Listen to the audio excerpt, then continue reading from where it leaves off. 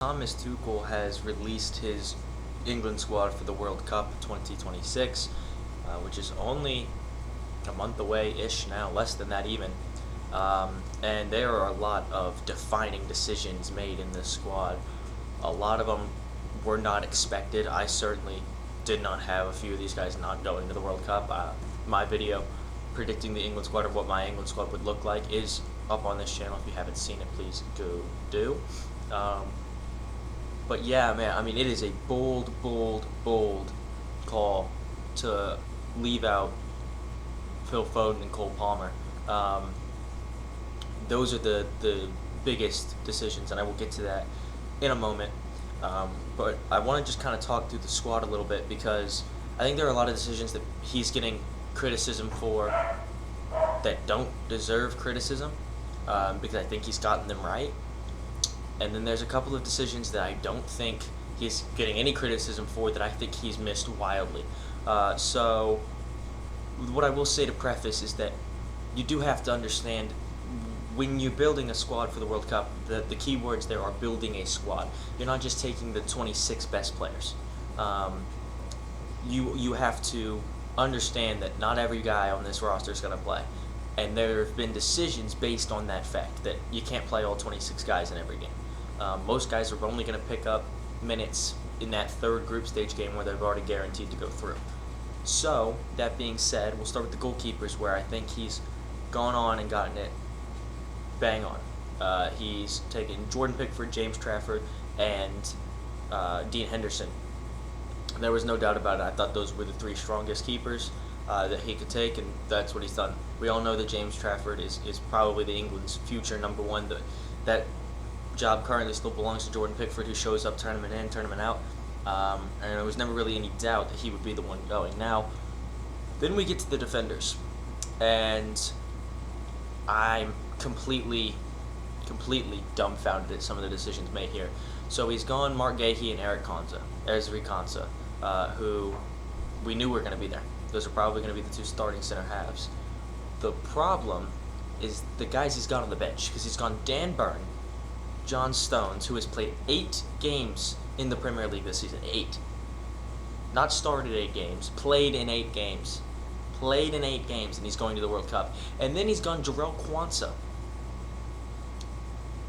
I know he's played a lot for Lyon.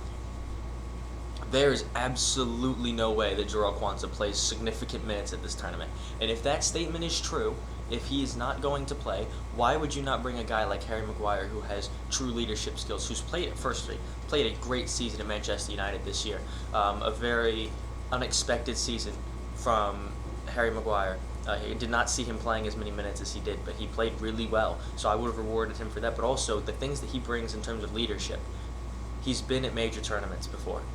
He has led England in major tournaments before. He's been England's best player at certain tournaments.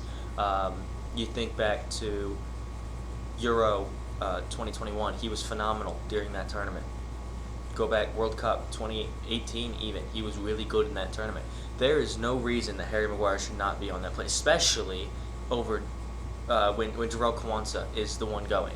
I just don't see him playing it. If Jarell Quansah is going to play major minutes, that's a problem.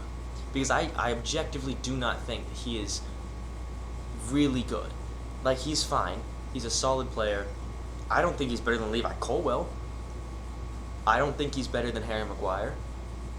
And those guys bring veteran experience. If the thought process is we need a young defender who is going to eventually play for this team, let's have him, sit in and around the squad, why would you do that? You're trying to win this tournament. And you're not going to do that by bringing a guy like Jarell Quansah, who's kind of just along for the ride at this point. You needed a guy that, yes, he's sitting the bench, but is still going to be a vocal leader, who's going to be able to help out inexperienced players in these tournaments. Mark Gahey and Ezri Konsa have not played major tournaments.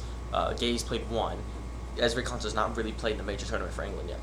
It makes absolutely no sense that Maguire is out left behind those two. Dan Burn I kind of understand, because Dan Burn, these two center halves are smaller.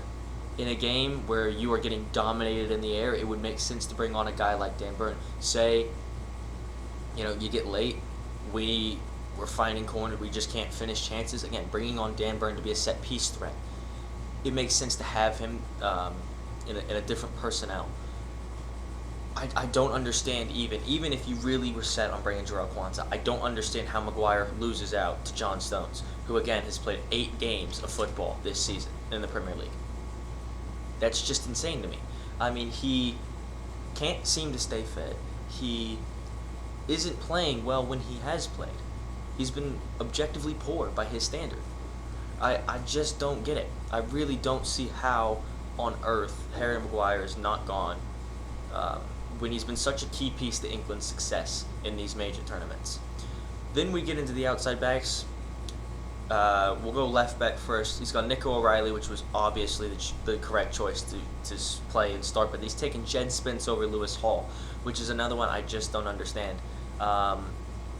Jed Spence has had a really strong start to the campaign when Spurs were playing well, but since Spurs have started playing poorly, he's been in the same boat. He's not been good. He is struggling to defend consistently.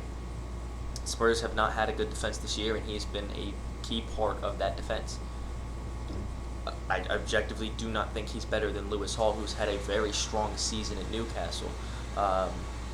Again, I don't see why that decision's even made. Lewis Hall is younger. Lewis Hall it's not like Jed Spence has tournament experience and Lewis Hall doesn't. It's not like Jed Spence brings up a ton of leadership qualities. I don't know. I just don't think he's better than Lewis Hall, but honestly, that's not really the end of the world. And then at right back, I actually think he's hit the nail on the head. I said the 2 right backs I would have taken are Reece James and Tino Livramento, and that's exactly where he's gone. A lot of people are still upset that Trent Alexander-Arnold is not in this team. And while I understand Trent Alexander-Arnold's an extremely talented an extremely talented player, he's not a great defender. And in the international game, this inverting wingback role does not really exist. It doesn't get played. You don't have enough time in camp to master a system around that idea, around the inverted wingback, and if that's not possible, Trent's not really useful. They saw him play defensive mid at the World Cup. It did not work. It just simply did not work. And he's not good enough defensively. If teams are going to run one-on-one with Trent Alexander-Arnold, you're in trouble.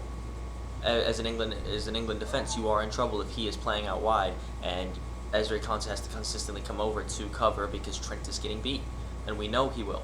And then going forward, if he can't invert, he doesn't offer you a lot. Yes, he's got a great range of passing, and he's an extremely technically gifted footballer, but the way Bukayo Saka plays, and you know he's going to be the starting right wing for this team, he likes an overlapping wingback. Reece James and Tino Livramento are going to do a much better job of doing that than Trent Alexander-Arnold is. So I think by getting the best out of Bukayo Saka, you have to have an overlapping wingback. So for me, as technically gifted as Trent Alexander-Arnold is, there is not space for him in this team. There's not a place for him to play. And if he's not really going to play, I think Tino is more worthy of a spot this season anyway. I think Tino Livramento has played much better. I think he's played more. So that's kind of where that falls. And it's unfortunate because I think Trent is an extremely talented footballer, but there just is not a place for him to add something to this England squad. That's the defenders done then, and then you go into the midfielders, and Declan Rice and Elliot Anderson were 2 very clear choices. And then a lot of people do not like where it went after that. Kobbie Mainoo is one who I was kind of on the fence about. I like the decision. He's played much more this season than he did last for Manchester United. And he's a bit more of that Declan Rice ball-carrying midfielder. He wants to get on the ball and take it into space.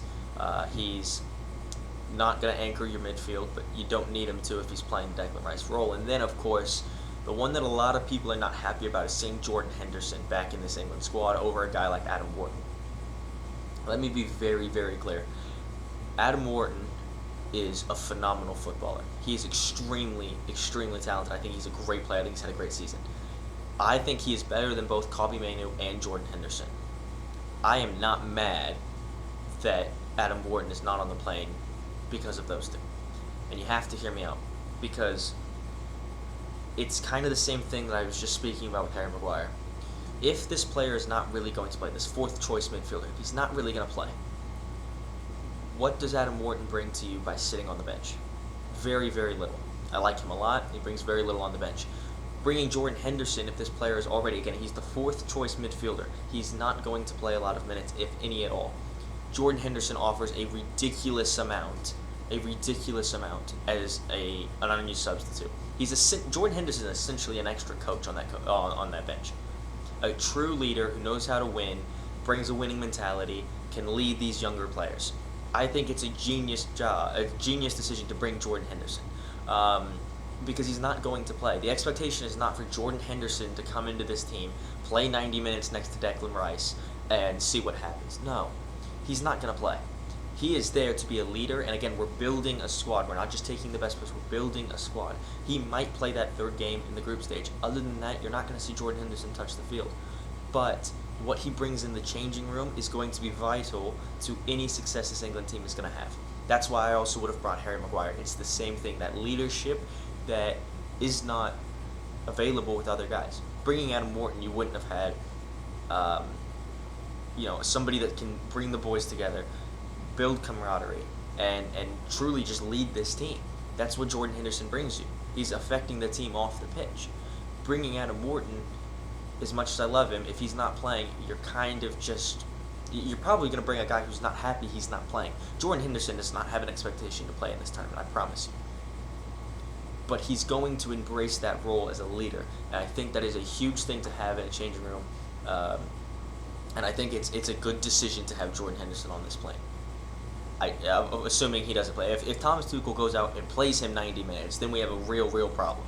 But I just don't expect Jordan Henderson to play at all, and I think it is the correct decision to have him part of this team. And then we get to the attacking midfielders, which is where this whole thing goes south. Because I understand that Phil Foden doesn't fit the system of England. I do understand that. I understand that he does not fit as a winger. He isn't going to play at the 10 over Jude Bellingham. They don't have space for a false 9. And you're not really going to test the waters with him deeper like Man City have been playing him. That is great reasons for him to not start, 100%. I never once said that Phil Foden should be starting in this team. But to not bring a player as talented as Phil Foden is completely ridiculous. He would be the perfect impact substitute. Imagine, how many games did England play at that Euro that were deadlocked at 1-1, or they were down 1-0 to, I believe it's Slovenia. Down the stretch, could not score to save their lives. Maybe it was Slovakia, I'm sorry, I don't remember which one it was. But down the stretch, could not find a goal until Jude Bellingham scored an overhead kick in the late end of the game.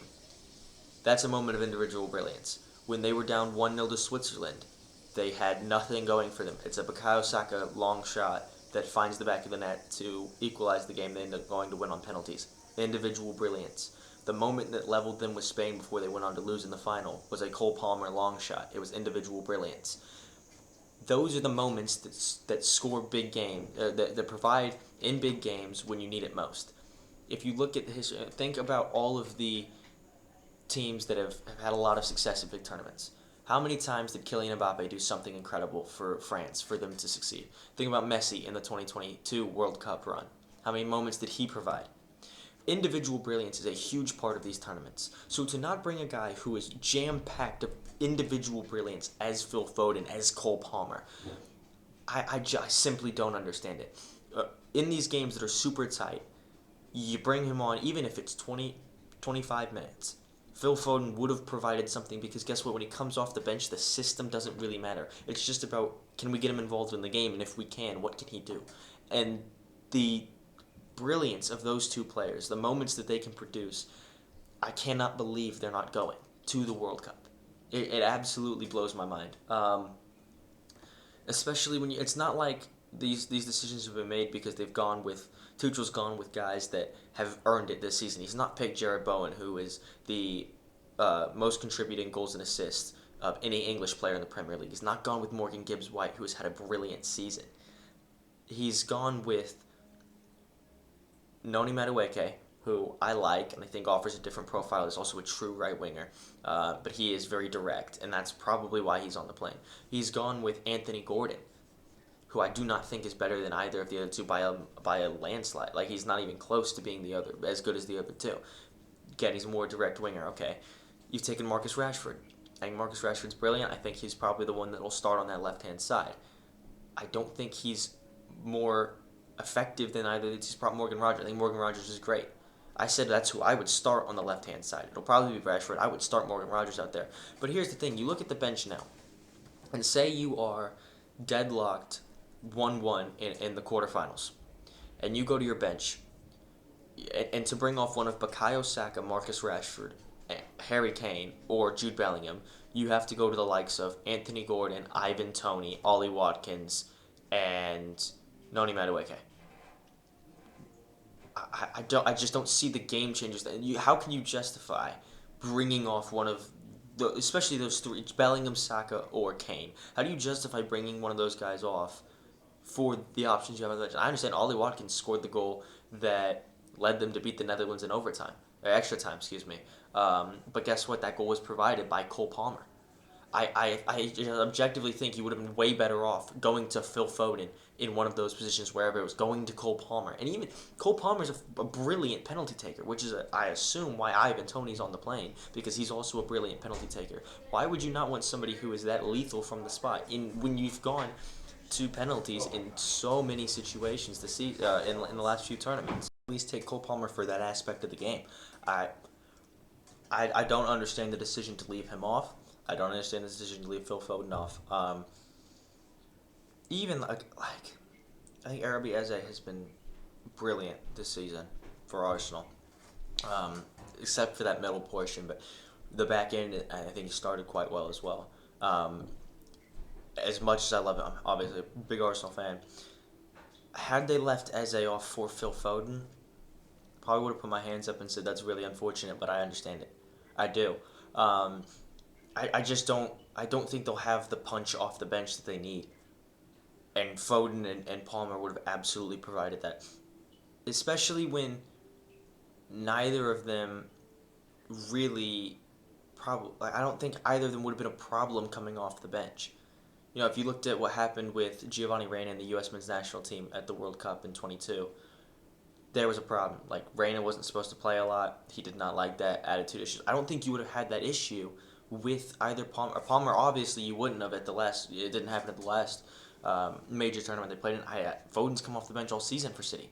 Of course, they both like to start, but I don't think you would have had the issue. The only thing I can think of is that you really didn't think that they were going to play at all. And that blows my mind because they're both so talented. I think he's also taken an extra defender that he does not need just to make sure that, in doing so has not just to make sure, but in doing so has not created space for Palmer or Foden. I do not understand how Jarrell Quansah has kept one of those two out of the team. And I think it's really going to hurt. I also don't know why they need three strikers. Why do you need three strikers? You only play one in your formation. You're not ever going to be able to bring on both Ivan Toney and Ollie Watkins. It does not make sense to me, the decisions that have gone into this team. And you know what? Here's the thing. If Thomas Tuchel wins the World Cup with England, I'll come back here and I'll hold my hands up and I'll say, fair enough. I didn't see it then. You obviously did see it. And he is a Champions League winning manager. So he obviously has some idea of what he wants to do. And I'm excited to see it. But I cannot believe you cannot make gutsy calls like that and then flop at a tournament because people will rinse you for not having Phil Foden. Just wait, watch England struggle to score a goal in one of these group stage games, and you're just gonna sit there and you're gonna think Phil Foden makes a difference here, Cole Palmer makes a difference here. That's what everyone's gonna say every time they struggle, and so it'll be extremely interesting to see how it all shakes out.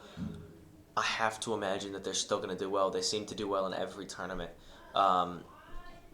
But when it's all said and done, I just hope these decisions don't come back to bite Thomas Tuchel. But yeah, I think they're still going to be fine. They are England. That the starting 11 is true quality. It's going to be about how they play their football. But it all comes down to the starting 11 because I don't think they have the punch off the bench. It'll be interesting to see who starts on that left wing, but that is it. That is my take on the England squad that has come out. Again, like I said, I made a video predicting it beforehand. If you hadn't seen that, please do go check it out. And I hope you all have a blessed day.